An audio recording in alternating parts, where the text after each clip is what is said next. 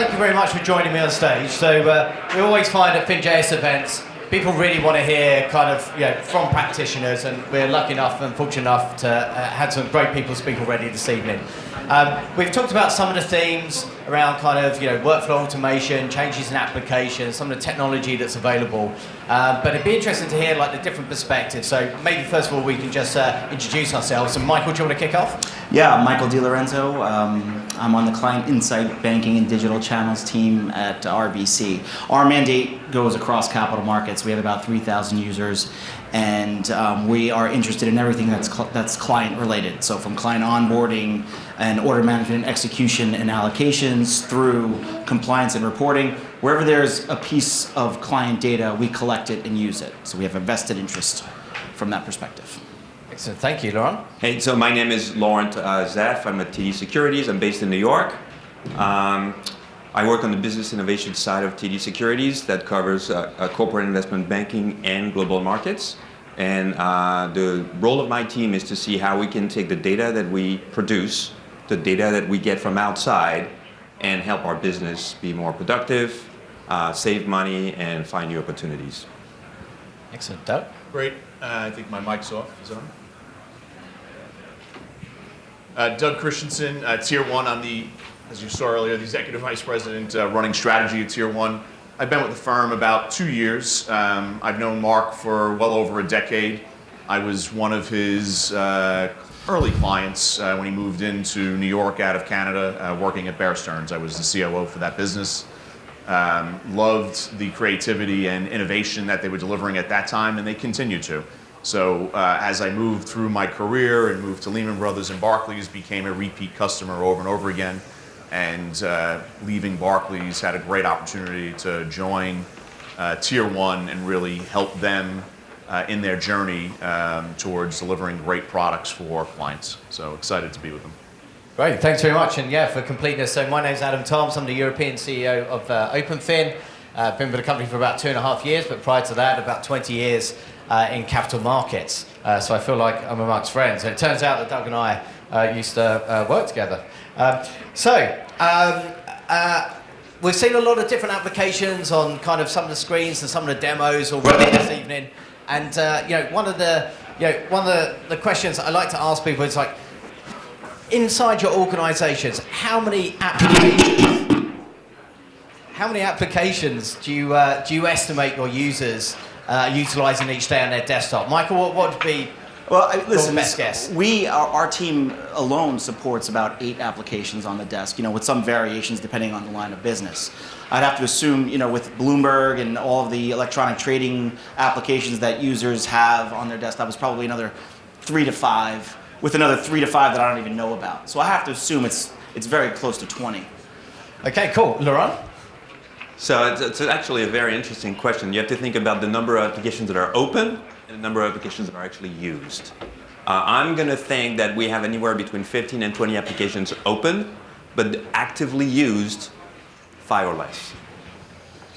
Okay, and Doug, your best guess from what you see, your previous experience in your other roles? I mean, there's so many disparate and differently operating systems. I came in today thinking 10. I watched Kim do a presentation, and I saw 5 versions of trade blotters for 10 different businesses.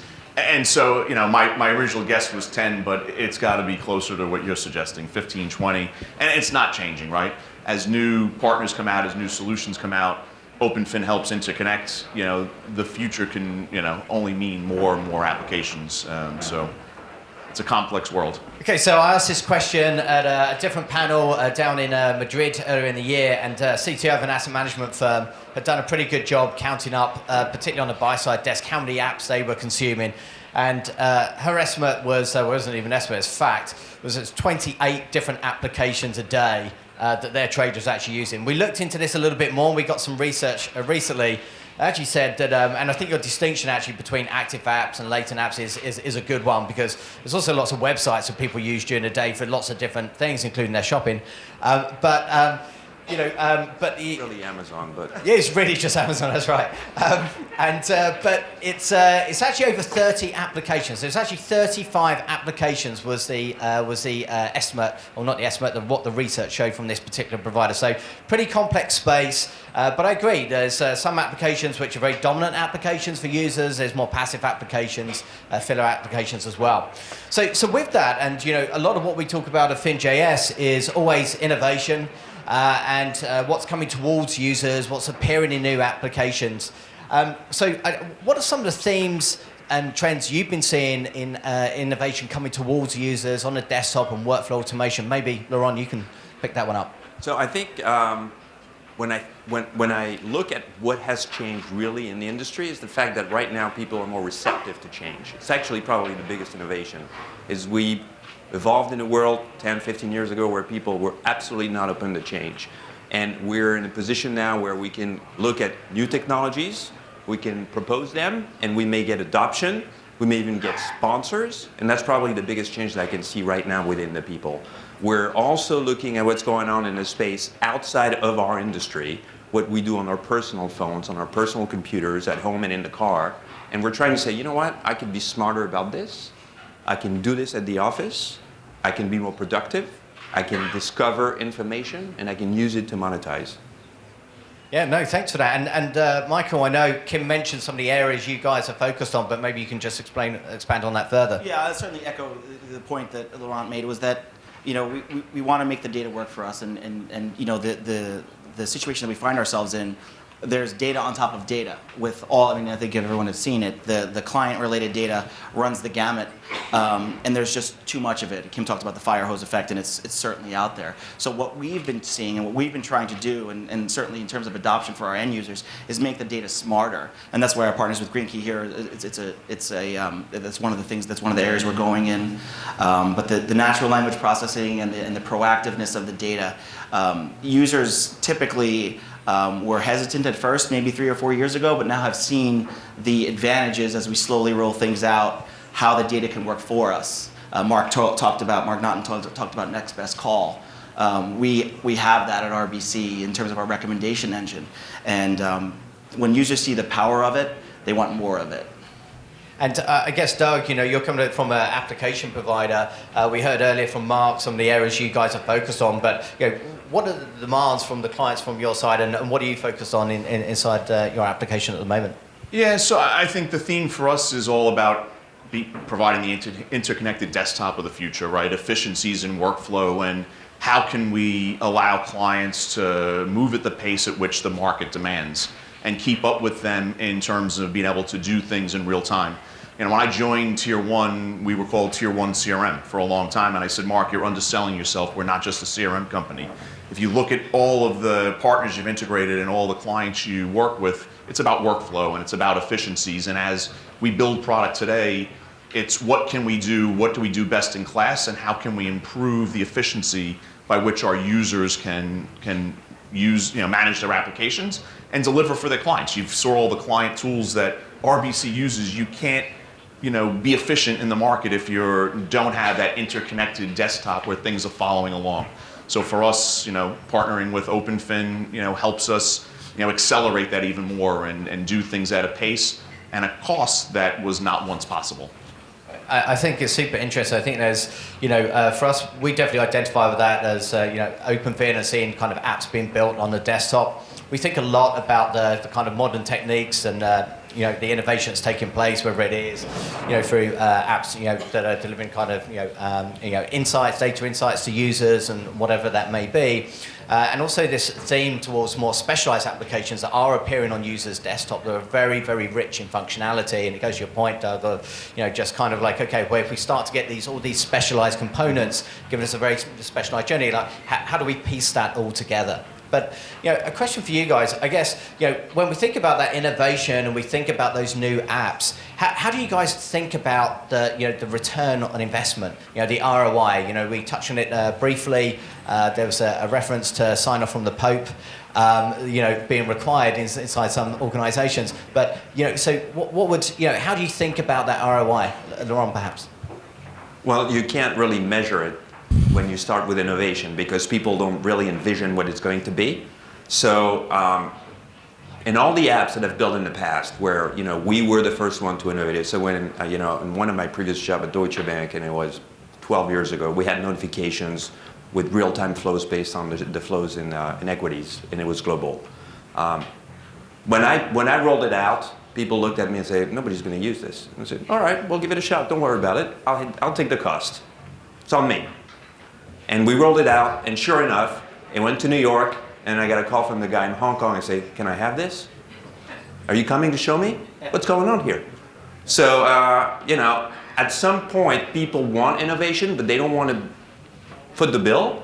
And then it's only when they see the value in it that then you can expand and you can build upon that. So the ROI is really, really hard to measure before. And it's only after you roll out your application that you get people to adopt, champion it, and then you can monetize it.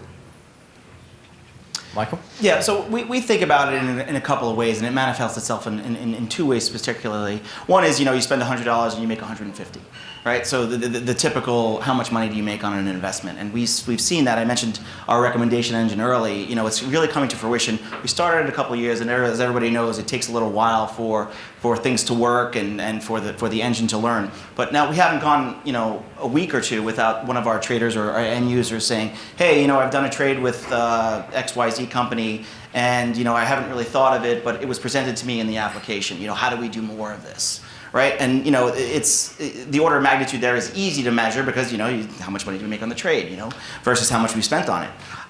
From that perspective, so you made a particular amount on it, but. Secondly, and I think this is a lot what Kim tells us in our management team is fail fast, right? So we use innovation to do a lot of our proof of concepts throughout our capital markets mandate, where we don't go down one road so far, whereas we can't stop and pivot down another road. So we do POCs more. We've done north of 20 POCs is what I can think of off the top of my head, where and 99% of them haven't worked out, but it saves us time and it saves us money where we didn't go too far one way, where we didn't say, hey, this doesn't work for us, let's go in another way. So we see it realized in real-time dollars, but we also see it in savings from a resource perspective as well as time. And Doug, the application kind of view, and I think it's always a challenge for application providers, right? Think about that ROI of, kind of new functionality, new feature requests as well. What's your perspective there? Yeah, it's a question I get all the time, and I get it mostly from my salespeople because they're looking to, what's the value prop to the clients. And as a consumer and a client, it was easy for me to understand. Our ROI is different than yours, but it's, you choose a platform and then you choose a product company. And if you choose Tier 1 as your CRM, we can, de-risk your implementation. We've done it time and time again. Persona-driven. Why build it when you can buy it? We can deliver time to value, right? You have resources internally. You have budget. You may hire a consulting firm to configure and customize. When you can use why do that when you can use Tier 1 to, deliver a product that's been truly tested in the market? And capital markets is a unique business. It's got a unique workflow. It's got a unique capabilities. We've done that. We understand it. We can get you an out-of-the-box solution, pre-integrated with partners that get you up and running in a time to value that's not possible if you try to build. And you can then put your dollars towards consultants, towards internal teams that can do what is exciting, what's sexy, what might be proprietary, and then buy a solution like Tier 1. So our value prop is doing, de-risking and delivering time to value with, a product that's been tested in the market for quite some time. Yeah, and I think it's, we obviously, we think about applications, we build value, we build new features and everything else. The presentation from Walk Me earlier is super interesting to highlight that new functionality to users and really think about how we drive that level of adoption. I think that is one of the biggest problems. We were actually having this conversation last night, Laurent, which is how do we change people's behavior, right? How do we teach them about new tools on their desktop? So just thinking about it, we always say that applications are usually designed incredibly well individually, but it's about much more also about the user experience of the whole desktop. And it's right, individual apps think about their piece, in the workflow. But some of what we've seen this evening is definitely much more geared to thinking about a total, kind of more complete, end-to-end user journey. And I think, Mike, we saw that in the RBC video, but maybe just touch on some of the highlights and how you guys have been thinking about that.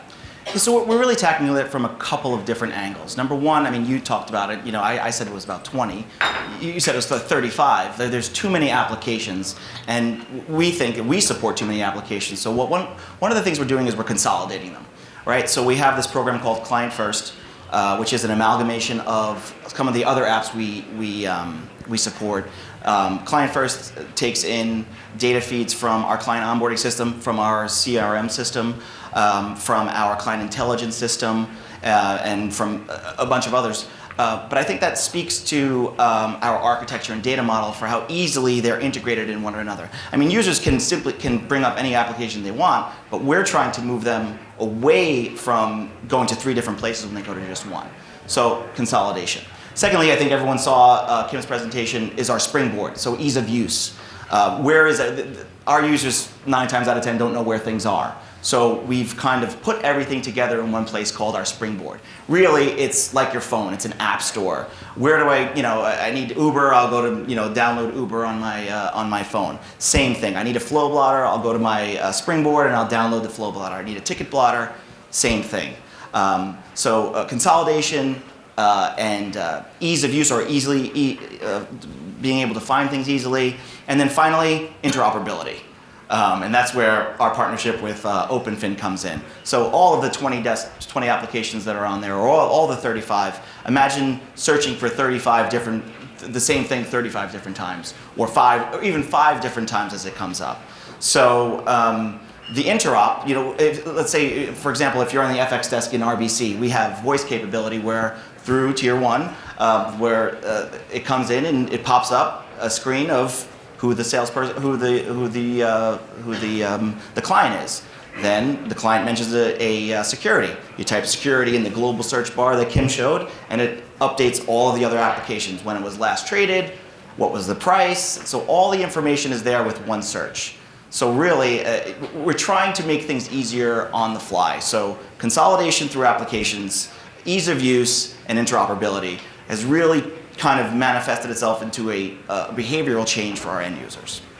And interoperability is a really key theme. We've talked tonight about FDC3 has been the messaging standard that's going to kind of unlock this for the industry. Doug, the 5th pillar, as it were, in Mark's strategy slide was very much around interoperability. But maybe you can touch on some of the kind of how you're thinking about that as a major application provider, major CRM provider, which is really a mission-critical application that's sitting on people's desktops, and maybe give the room some practical examples of what you see coming to people's desktops. Yeah, I mean, as a company, we started as a CRM, right? The client is the center of everything we do, and as you have a single source of client information, we've been in the business for a long time. How many desks had different CRM capabilities, and there were different versions of clients. Different desks had different nomenclatures. What at Lehman was FMR, was Fidelity Research. There were 5 versions of it.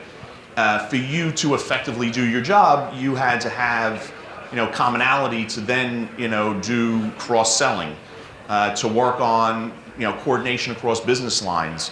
And as we've connected the markets business, investment banking and markets and different business lines, they're now able to get a much more holistic view of their clients, leverage that to then extend it into other applications, whether it's their phone system, whether it's their trading systems.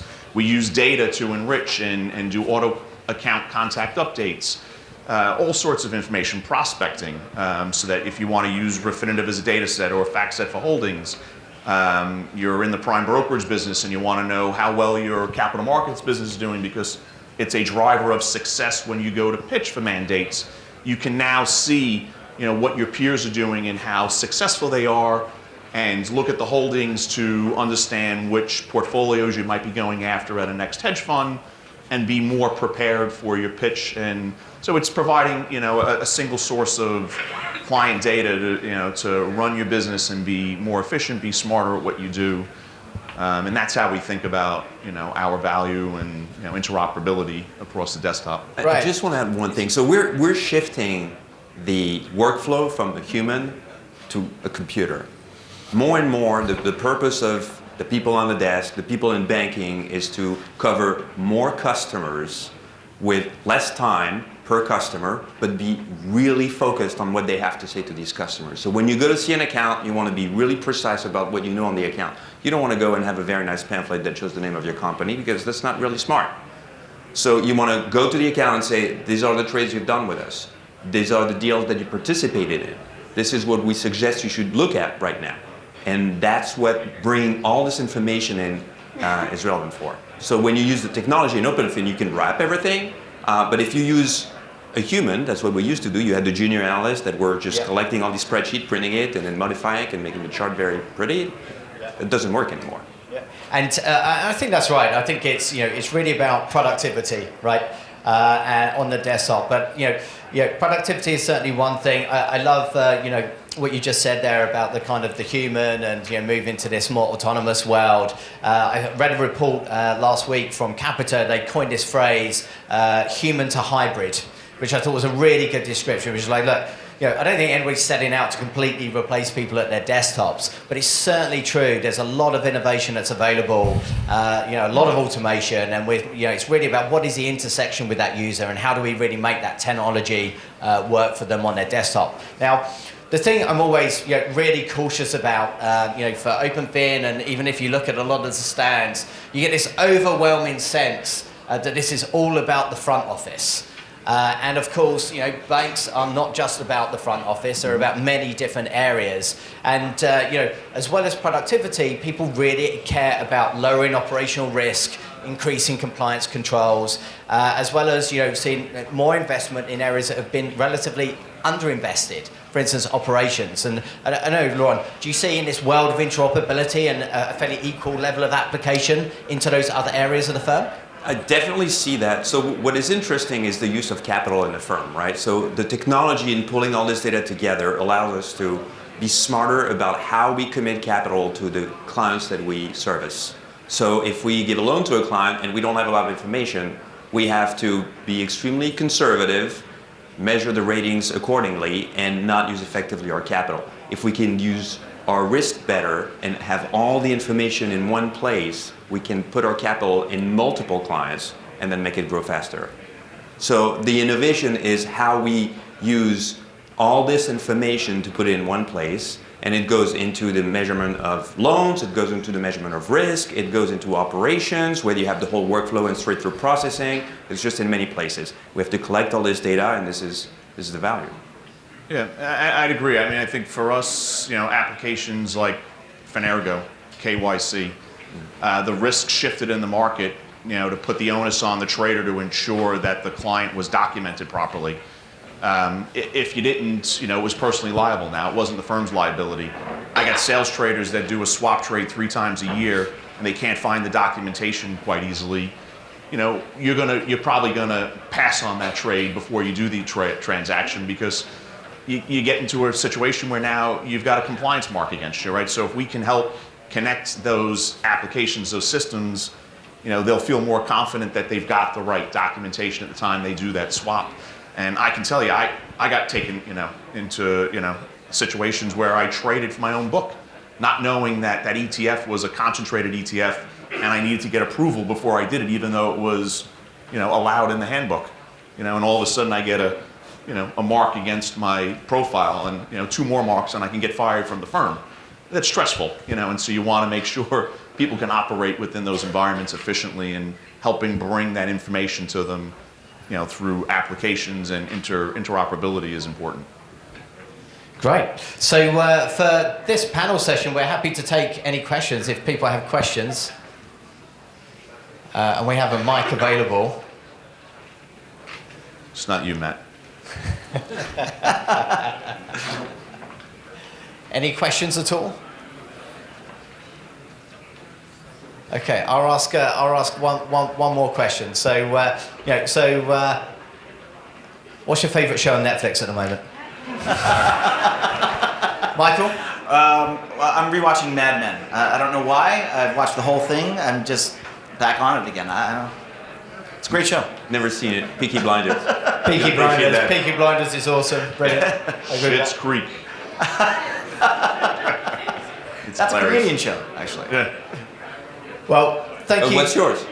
Mine, I would actually say I really like Billions. I think it's got a slice of everything in there. It's out on Netflix. I don't know if it's on Netflix, but I don't know. Really good show. But anyway, I'd like to thank my panel. Thank you so much for your time and your insights. Thank you. Thank you. Thank you.